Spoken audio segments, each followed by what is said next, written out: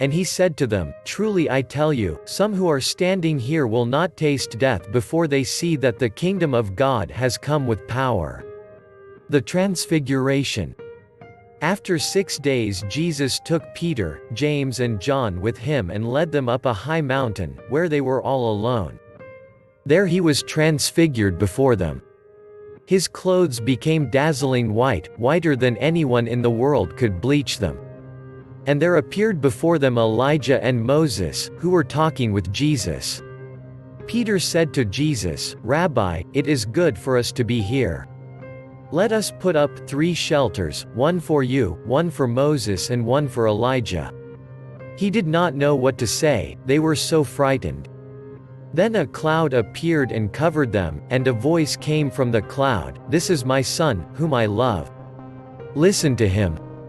Suddenly, when they looked around, they no longer saw anyone with them except Jesus.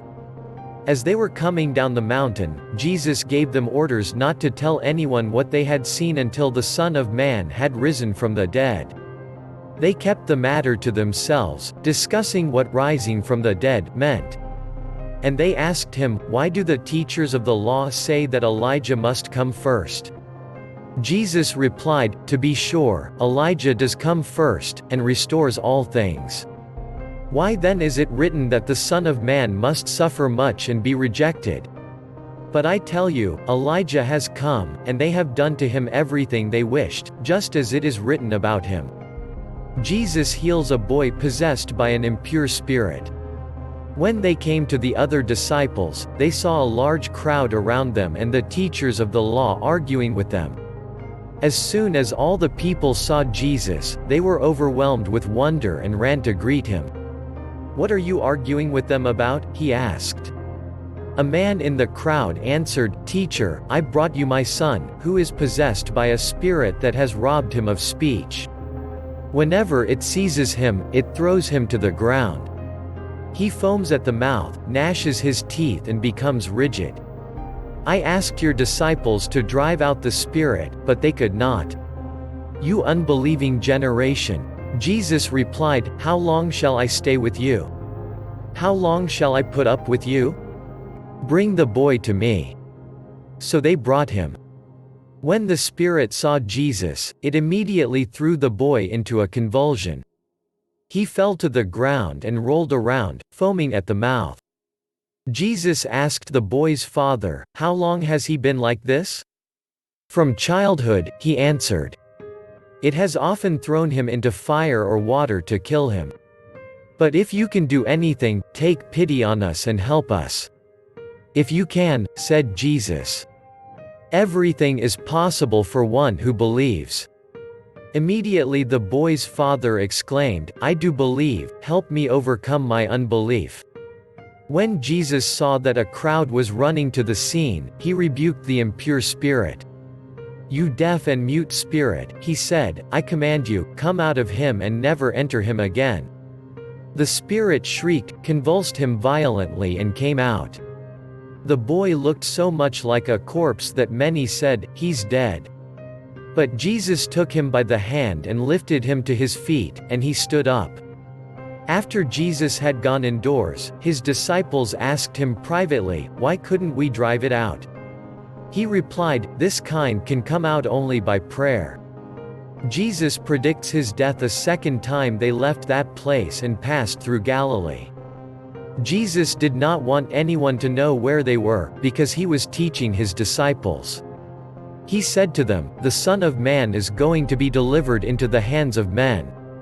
They will kill him, and after 3 days he will rise."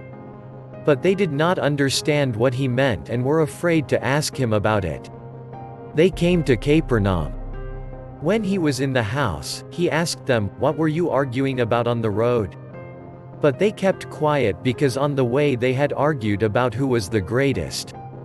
Sitting down, Jesus called the 12 and said, "Anyone who wants to be first must be the very last, and the servant of all." He took a little child whom he placed among them. Taking the child in his arms, he said to them, "Whoever welcomes one of these little children in my name welcomes me, and whoever welcomes me does not welcome me but the one who sent me. Whoever is not against us is for us. Teacher, said John, we saw someone driving out demons in your name and we told him to stop, because he was not one of us. Do not stop him, Jesus said. For no one who does a miracle in my name can in the next moment say anything bad about me, for whoever is not against us is for us. Truly I tell you, anyone who gives you a cup of water in my name because you belong to the Messiah will certainly not lose their reward. Causing to stumble. If anyone causes one of these little ones, those who believe in me, to stumble, it would be better for them if a large millstone were hung around their neck and they were thrown into the sea. If your hand causes you to stumble, cut it off. It is better for you to enter life maimed than with 2 hands to go into hell, where the fire never goes out. And if your foot causes you to stumble, cut it off. It is better for you to enter life crippled than to have 2 feet and be thrown into hell. And if your eye causes you to stumble, pluck it out.